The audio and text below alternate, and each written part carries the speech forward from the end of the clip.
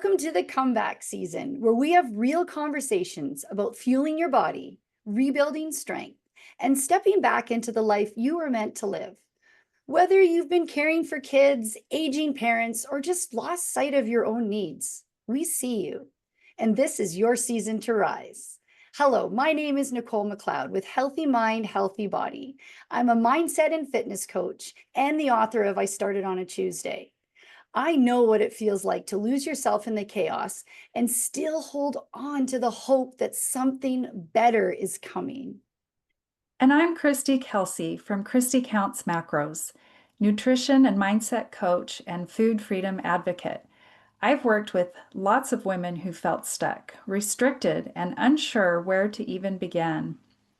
Together, we're bringing you honest conversations, healing truths, and real strategies to help you rise again, physically, mentally, and emotionally, whether you've hit rock bottom or you're just tired of putting yourself last. This space is for you because this is your comeback season and it starts right now. Hello and welcome back to the comeback season. I'm Christy, and today we're diving into a topic that so many women in midlife can relate to: relationships, self-worth, and what it looks like to stop shrinking yourself in order to be loved. My guest is Darla Ridilla, a certified somatic trauma-informed relationship coach, published author, dynamic speaker, and the host of You Have the Power: The Road to Truth, Freedom, and Real Connection.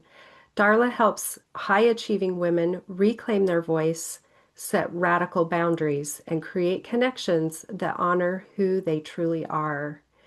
We're going to talk about what happens when women are told they're too much, how to recognize toxic patterns, and why midlife can be the perfect season for reinvention. Hi, Darla. Welcome to our show. Hello. Thank you so much for having me today. I'm really excited to dive into this topic. Could you start by telling us your story? Because you've lived this work before you started teaching it. And tell us how you got into what you're doing. Yes, absolutely. My story started like most people. It started in childhood, and I grew up with parents. I had a dad who I believe was bipolar, very unpredictable. So I developed a habit of being on edge all the time, hyper vigilant. I had a mother who didn't protect me, and those types of experiences really shaped how I showed up as an adult. And I attracted men who were emotionally unavailable because my father was. While it wasn't good for me on a mental health perspective, my nervous system said feels familiar, so it feels safe. Mm-hmm. And what ended up happening is during one of my marriages, I unintentionally got married to a narcissist and didn't know that until after I left that marriage. Mm-hmm. And that was my breaking point, but it was also my starting point Mm-hmm. because I realized that there was something that needed to change in my life. And I wasn't sure how or where to do those changes, but that was the start. And it led from there, from healing from that narcissistic abuse into me realizing the whole I'm too much is me to a T. My whole life I was told Mm-hmm. that I have too strong opinions, my standards are too high, I'm too loud, I talk too fast, all of these things. And as my healing journey continued over the past couple of years, and particularly the past year, I Mm-hmm. realized I'm not too much. Mm-hmm. I accepted too little, Mm-hmm. and I'm perfect just as I am. I'm not for everybody, that's for sure. And that's okay. But the people who see me and accept me as I am are my tribe, and it's okay. Yeah. Yeah, I love that. And I love that acceptance of who you are. And I'm not going to change myself just so you like me. Mhm. And I think that's such a, I don't know, midlife realization.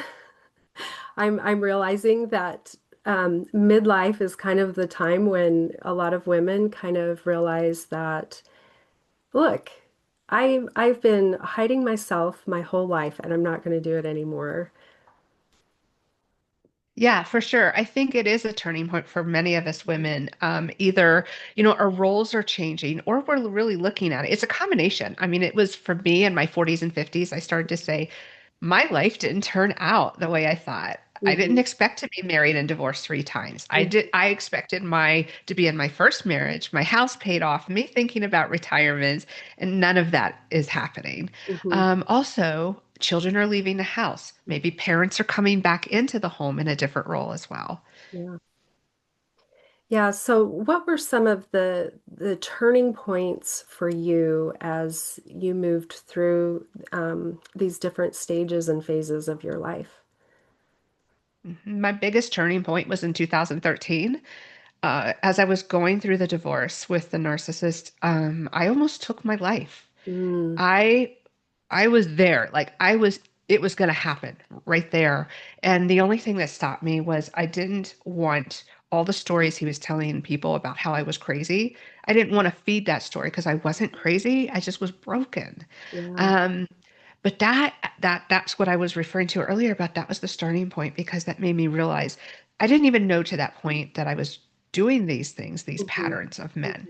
Hmm. Hmm. Um, it happened in steps. Hmm. Like that was the very first step. Hmm. And then 2 years ago, I hit another step because I got involved with two other boyfriends that were also narcissistic. Hmm. And I had been working hard on myself for a long time. So that made me sit down with myself and say, what's going on inside me? All Hmm. those narratives I found as a child. And then I had another one not quite a year ago. I ended a relationship that I really thought was the one I'd worked so hard for. I Hmm. thought it was a healthy relationship. It ended not being healthy. And that's where the whole um, self-love, acceptance of who I am came. Hmm. Um, I isolated myself for 2 months by choice Hmm. because it really, really broke me down. But it also, when we have these opportunities, particularly in these midlife experiences, where Hmm. we think that these horrible things are happening to us, Hmm. they're actually the best things for us because that's when the most change can happen. Yeah. Does that answer your question? Yeah, it does. It does. And I want to go back to what you were saying about how you were told that you were too much, too emotional, too opinionated. What's really going on when someone says that to a person? I think there's a lot going on. I think, like in childhood, when my mom, she used to say, "You're too big for your britches." She loved to say that. Hmm. She would also try to get me to share the limelight with particularly my sister. I loved singing in church, and I wanted to sing solo, but she wanted my sister because she wanted to sing a duet. It's those small moments that shape us. Like, no, this is my time. This is my moment.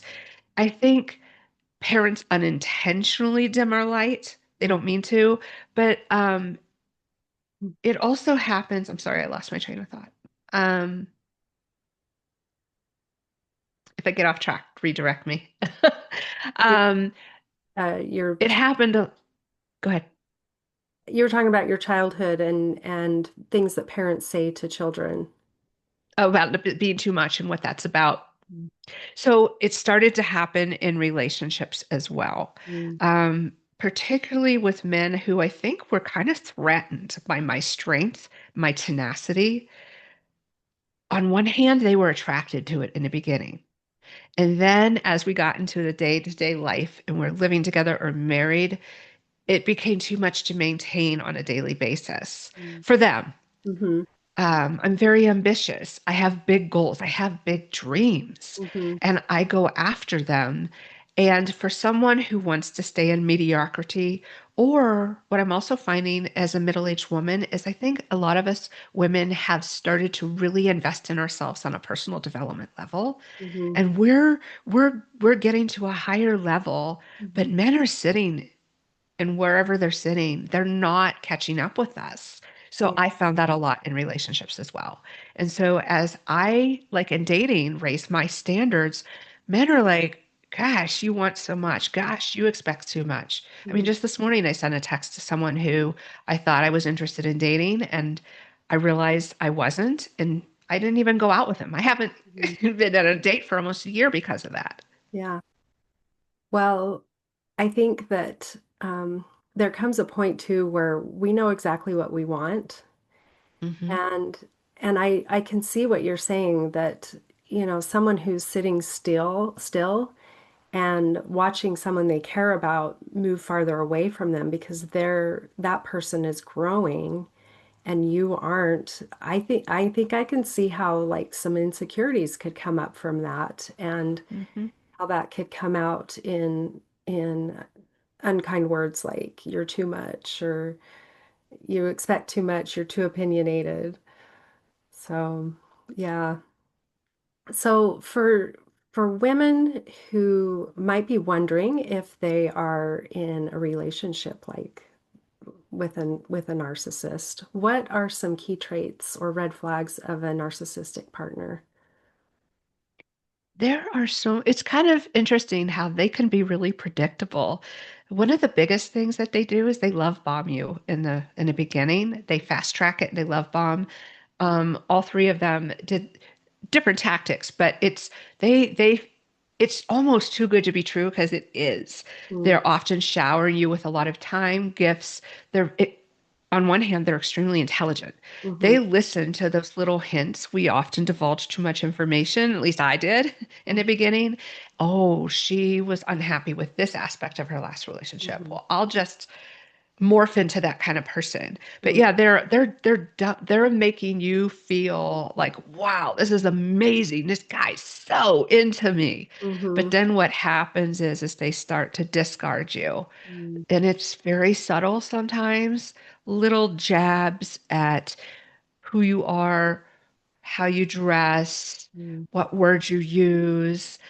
For instance, I was told, oh, I should wear black. That color looks the best on you. Well, I like bright colors and pastels. mm-hmm, When, you know, when your hair is long, I'm more attracted to you. Well, mm, it's my hair. I should be able to do what I want with it. yeah. And then ultimately, what they do is they do the discard. And whether that is um, subtly ignoring you in the home or maybe disappearing for days or weeks if you're not living together. And that cycle continues, but it speeds up and it accelerates. Mm, I also, in your gut, you often feel something's off, but you don't know what it is. It all seems so perfect. So, how could this be off? But he mm-hmm, was really chummy with the ex wife. Their actions and their words don't match. mm, Mostly it's your gut. It's going to say something doesn't feel good. mm-hmm, They don't like boundaries. That's for sure. They don't like women who are strong and independent. So those are some key factors. The thing is though, with the love bombing, often a healthy partner and a narcissist can look the same. And so time's going to tell that tale. mm-hmm. Yeah. Yeah, that's really good. So, um, when we talked before, you talked about how leaving a relationship like this can be can be scary. Can you talk more Mhm. on that? Yeah, there are all different levels of scary. Sometimes it's mentally scary because you're often very addicted to this person. Mm-hmm. They have groomed you to be that way. But sometimes there's also some physical safety that's involved. Um, I actually was living in Colorado at the time, it was back in 2014, and I was stalked and had to leave the state for my own mental health, personal safety. But I actually did come back 6 months later. That was a personal choice. I decided that that was what I wanted to do. But yeah, leaving the relationship, there are so many dynamics that are going to go on. First of all, this person's broken you down, maybe over a long period of time. Mm-hmm. And there's self-worth that has to be rebuilt. There's reclaiming who you are. There's also getting over that addiction. Mm-hmm. There's Stockholm syndrome, where you often, the addiction gets in the way and you know you shouldn't be contacting them, but you just can't stop yourself. Mm-hmm.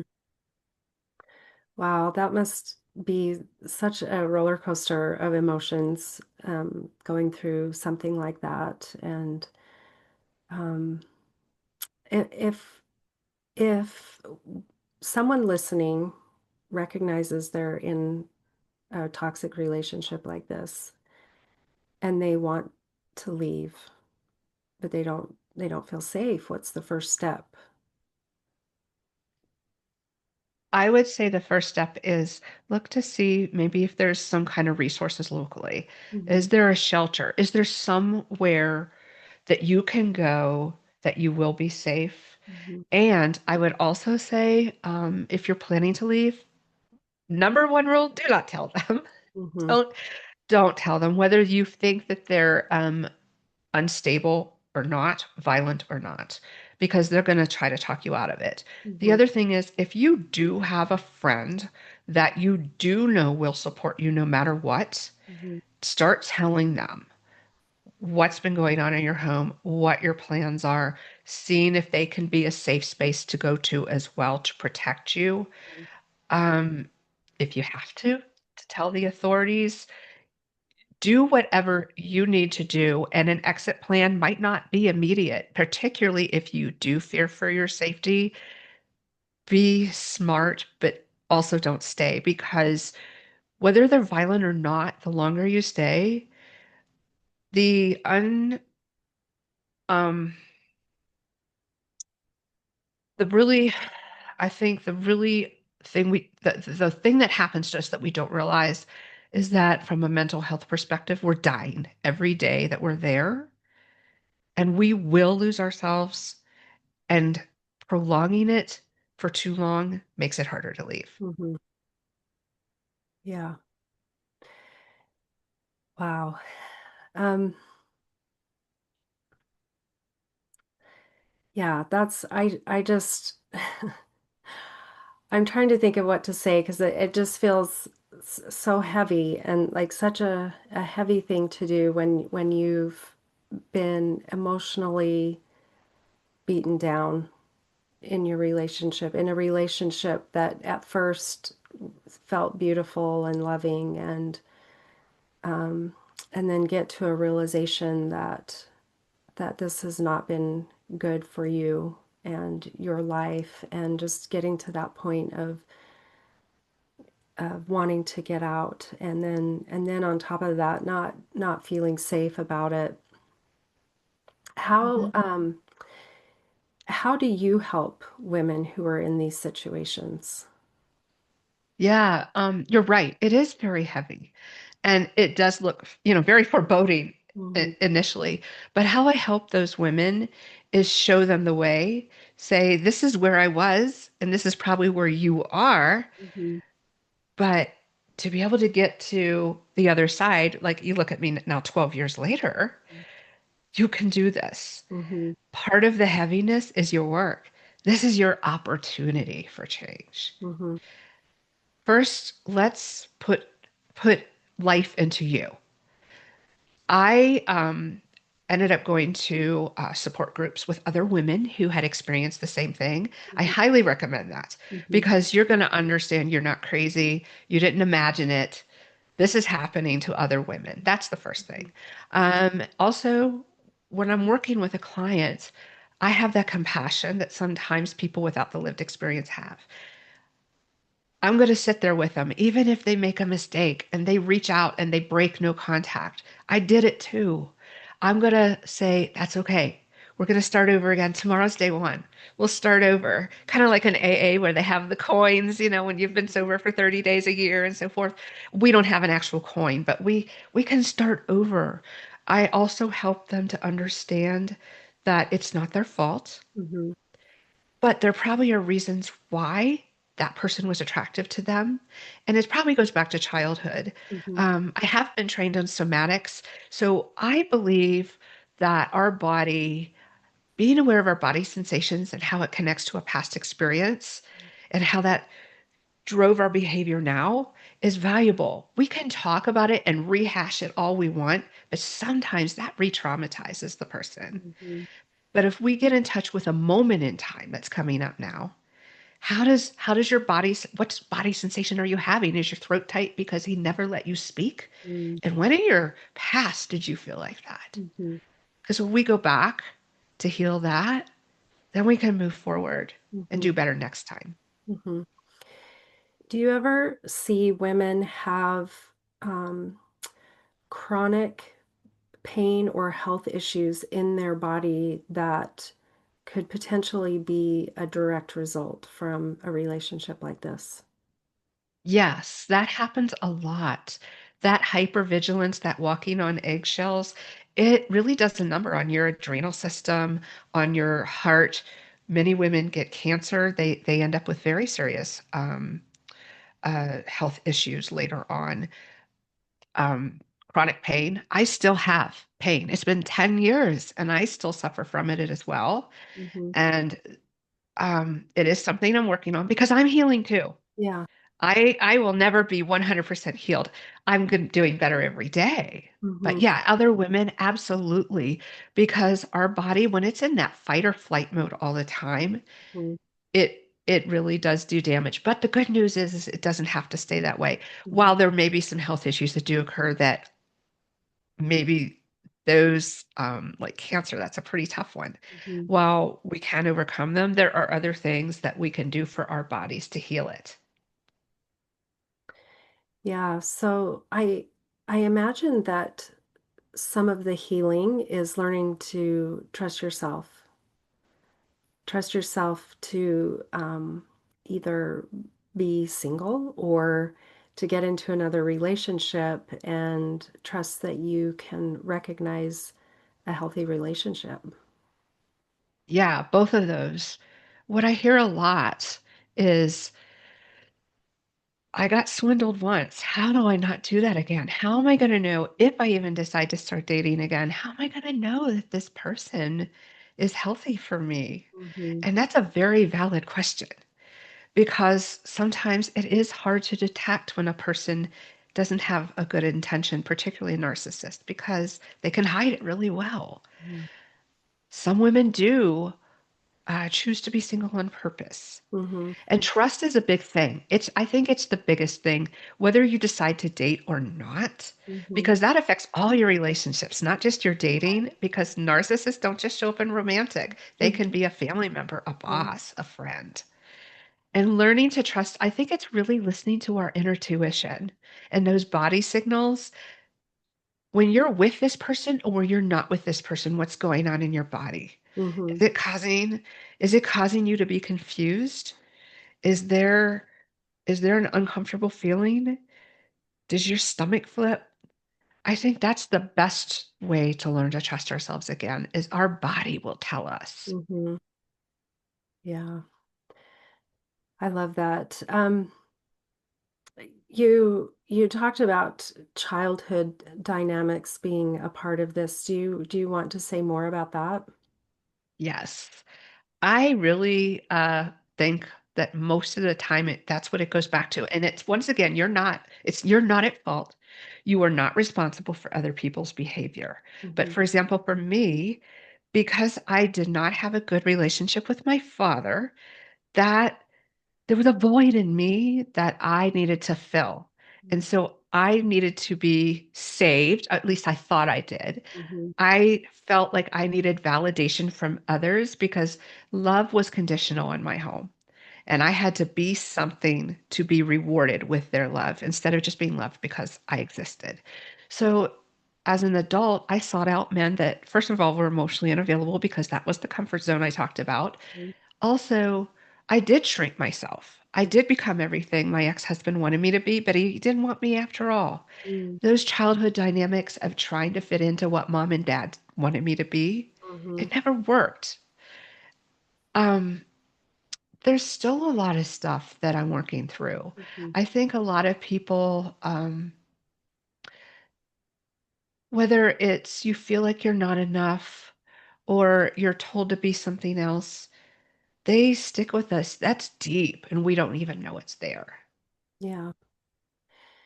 Yeah, I think one of the most valuable things that I've learned in recent years, and I've always known it, but it's that our worth is we don't have to do anything to earn our worth.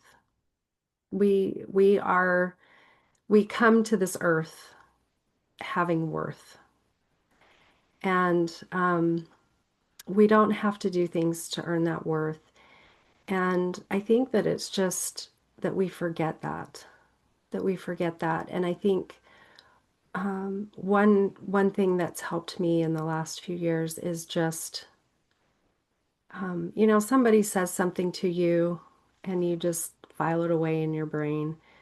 But I think that it's a good exercise to journal sometimes and just sit down and bring those to light.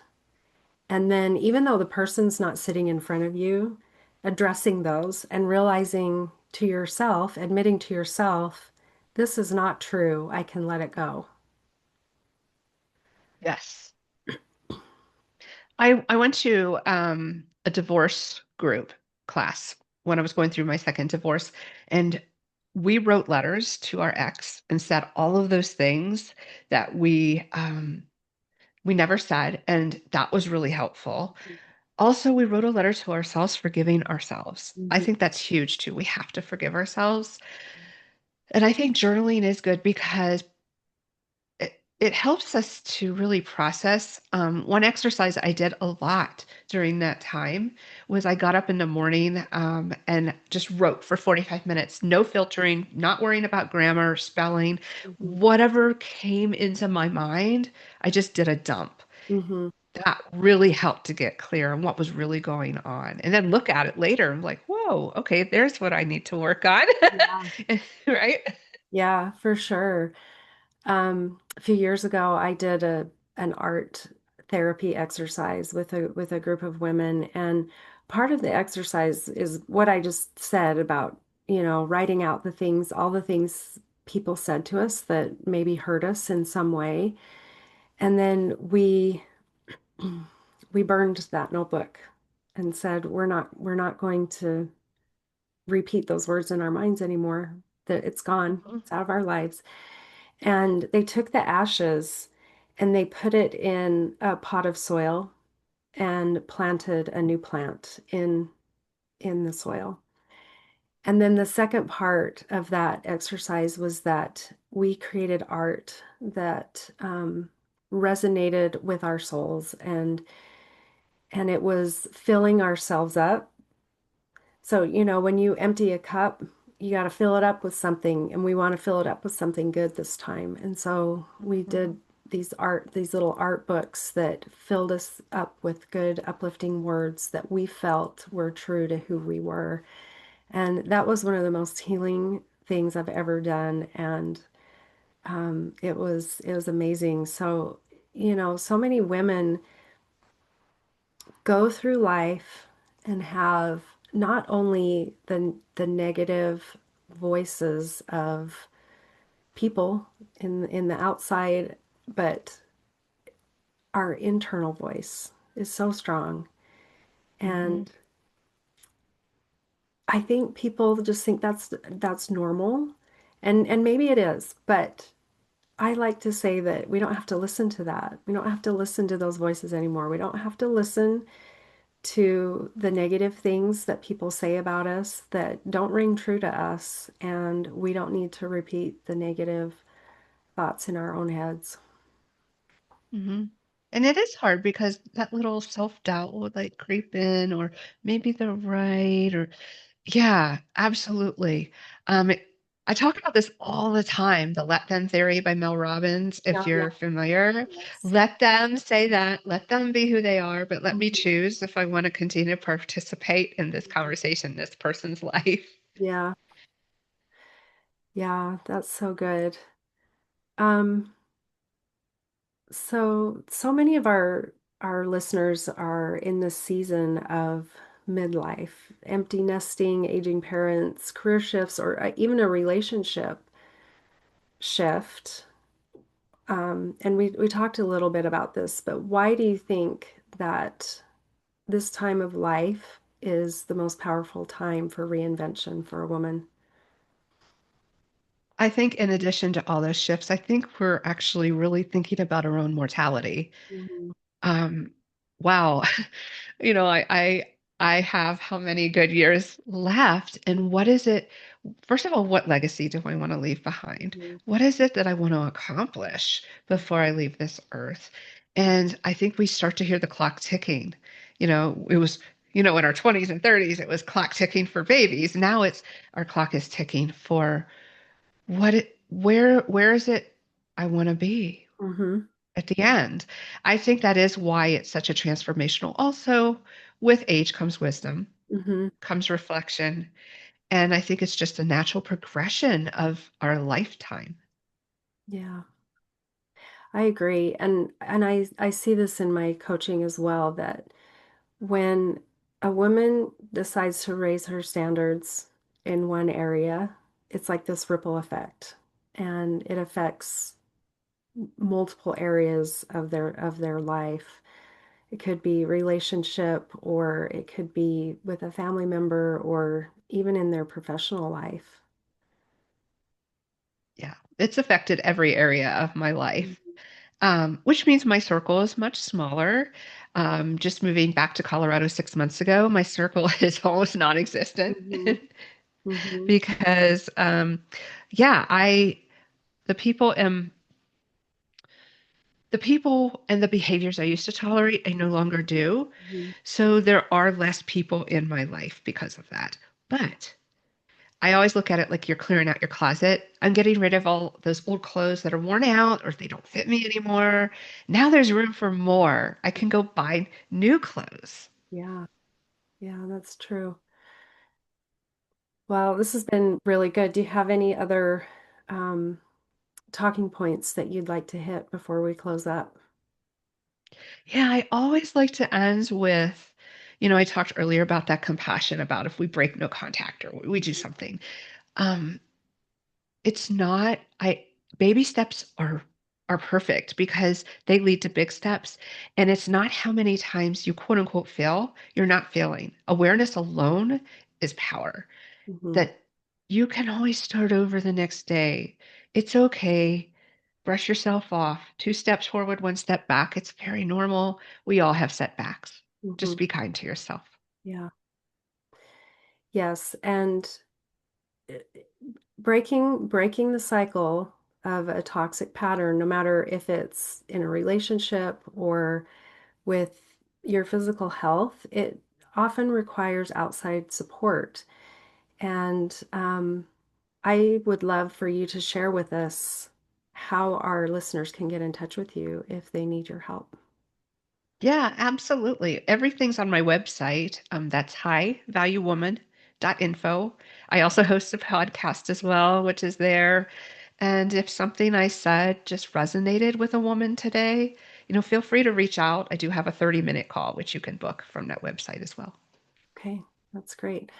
Well, thank you so much for being with us today, Darla. That was such a great conversation.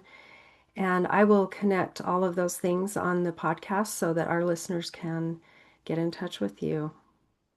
Thank you. Thank you Thank so much for you. having me. Yep, thanks for being here. And thank you to our listeners for joining us on this episode of the comeback season. Have a great day. Thank you for joining us on the comeback season. Please remember, the conversations we share here are for informational and motivational purposes only. We are not licensed medical professionals, and this podcast is not intended to diagnose, treat, or replace guidance from your doctor or your healthcare provider. Always consult your healthcare team before making changes to your nutrition, your fitness, or your mental health routines. Your health and well-being comes first, and we want you to move forward safely with the right support for your journey.